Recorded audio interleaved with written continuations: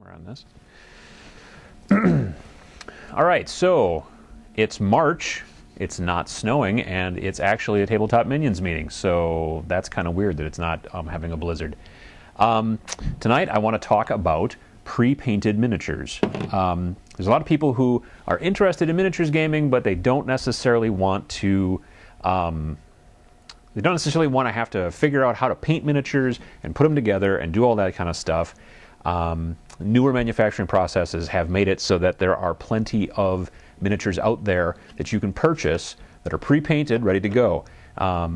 So why do you do that? Well, number one, it's quick. From the time that you buy a miniature and then you get home, you can start playing. Whereas a normal miniature, something that's made out of metal or plastic, you get home, you're going to have to take it all out of the package, you're going to have to glue it all together, sand all the edges, do all that kind of stuff. The thing is that with pre-painted miniatures, you're ready to go as soon as you start playing. You can pull them out of the box and get ready to go. There's also the ease of it. It's easy to use something like this, whereas if you're going to paint miniatures, you can do that and that's cool, but it's something that you kind of have to teach yourself or have somebody else teach you. You're going to have to practice usually. Your early ones are going to be maybe kind of sketchy, and your better ones as you go along will probably be better, that kind of thing. Plus, you need to have the right materials. There's brushes, there's paints, there's all that kind of stuff. They're also usually pretty inexpensive. A lot of these are what they call collectible miniatures, which means that they're random. You're going to get a box, maybe it costs $10, $15. You're going to get 5 or 6 or 7 guys in there. Now, you're not going to know which ones you're going to get, but that's a lot cheaper than if you were to buy a package of miniatures, and if you take into consideration paint and all the other stuff that goes along with it. They're also frequently pretty durable because they're plastic. Pre-painted miniatures are almost always plastic. I've never seen any really so far that have been metal, but because they're plastic, you can bend them and they're not going to break. They're not going to, the paint doesn't flake off. They use a specific kind of paint that works pretty well with that. So you can throw a bunch of them into a shoebox and go to a convention or go wherever you want to go, and they're going to work out real well for you that way. Those are the main reasons why people use pre-painted miniatures. All right, so what are some of the downsides to pre-painted miniatures? Well, like I mentioned, a lot of them come in random packages. Star Wars minis, Dungeons & Dragons minis, Heroclix, they come in a package, you don't know what's inside. When you don't know what's inside, the problem is you could buy a package and get a bunch of stuff that you didn't want, or a bunch of stuff that maybe you're not going to use. They work for the game that they're usually made for, but if you wanted to use a whole bunch of clone troopers in your other type of game, whether you're playing, whatever you're playing, it might take you a while and a whole bunch of packs until you get enough clone troopers, unless you do some trading with your friends or whatever.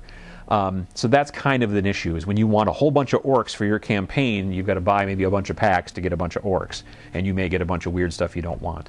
Another thing is that the paint jobs sometimes are not so good.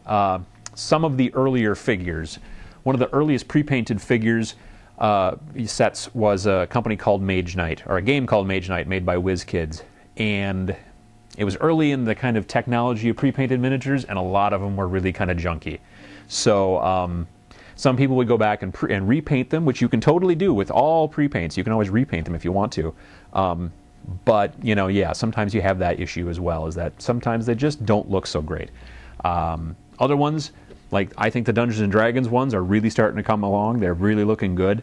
This is some sort of crazy swamp monster, and here you've got like a bronze manticore thing and stuff. And I think that some of these, especially for just getting them and playing with them right away, they kind of come across really good. So those are the downsides. It's hard to find what you're looking for sometimes, and sometimes the paint jobs can be kind of crappy.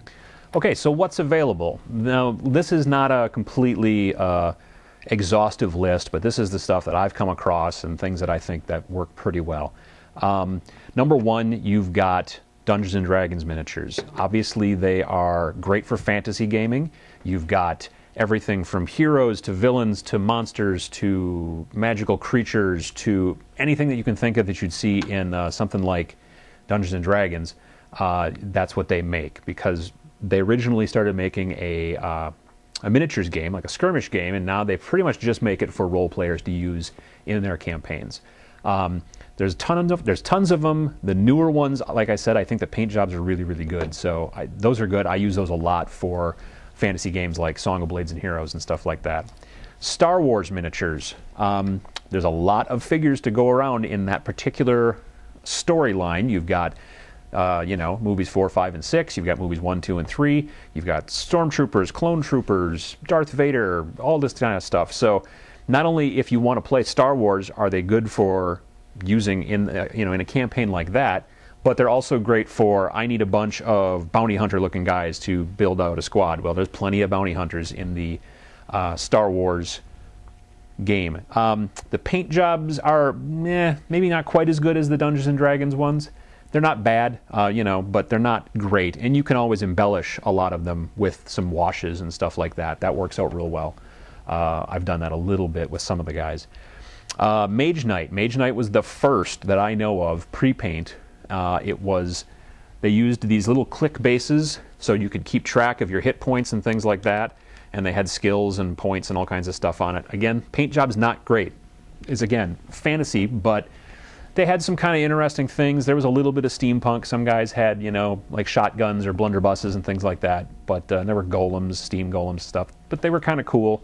And there's still a ton of them. You can find them really cheap online now, too. So if you wanted to take a bunch, knock them off their bases, put them on different bases, repaint them, that would totally work. Or you could just use them the way they are. Mech War, also made by the same people that made Mage Knight. This was based off of BattleTech. And you've got your big honking robots. There are also infantry troops. These are in a different scale. These are 6mm scale as opposed to what is normally considered to be 28mm scale.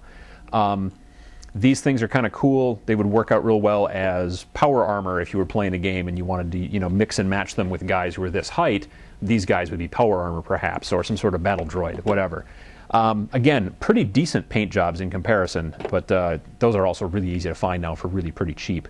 Dreamblade, if you want to talk about cheap. Dreamblade was a game made by Wizards of the Coast, and it went nowhere really quickly, so it's really easy to find right now. And they've got a lot of different and weird creatures, and you can kind of find something and kind of bend it to your own storyline, depending on what you're doing. Dreamblade has got stuff that runs the gamut from sci-fi, horror, just weird out there dreamscape type of stuff. There's a bunch of decent figs, though. Axis and Allies, great tanks, great naval stuff like boats. If you're doing naval gaming, the Navy units actually are in high demand if you look in places like eBay and places like that. Some of the other Clicks games, you've got Heroclix, Horrorclix, Actionclix. Heroclix is, comic book superhero guys. But there's also guys, like SWAT team type of guys and different troopers and soldiers like that, which you can play in any kind of game. Horrorclix, there's really great zombies in Horrorclix, and there's a bunch of them, so they work out real well. Actionclix was a system that worked pretty much just with Halo, the Halo video game. So there's like aliens and kind of guys in like power armor and stuff, and those kind of were cool too. AT-43 is a game made by a French company called Rackham. And they also make another game that's a fantasy game called Confrontation. The two of those are pre-painted. The difference between this and all the other ones that I've listed, these are not random. When you buy a pack, it's clear plastic, and you see what you're going to get. You're going to get a squad of these specific guys.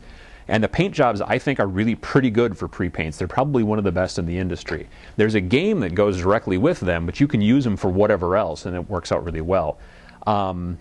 They've got 6 different or 7 different factions now to choose from. One that looks like kind of like Americans, one that looks kind of like Soviets, one that's big apes and power armor. There's a lot of different stuff that you can use. Pre-paints are great for gaming quickly or filling out your squad. If you've got like a hero that you took a lot of time to paint and you set him up as the leader and you've got a bunch of guys who are kind of, just extras, you can use pre-paints to work out really well for that. So take a look around. eBay's a good place to look. There's a lot of other websites out there that you can find stuff, and just get yourself a force together and start gaming. I think that's about it. Take a look on the forums and see if you've got any questions. Thanks a lot.